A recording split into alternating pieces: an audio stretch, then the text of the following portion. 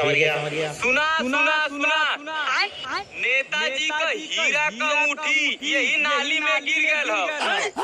जे भी अंगूठी खोज के देई ओके नेताजी के तरफ से 10,000 रुपया के इनाम देवल जाई। अरे नेताजी कहाँ कहाँ यही नारी में गिरल है, यही चलो चला।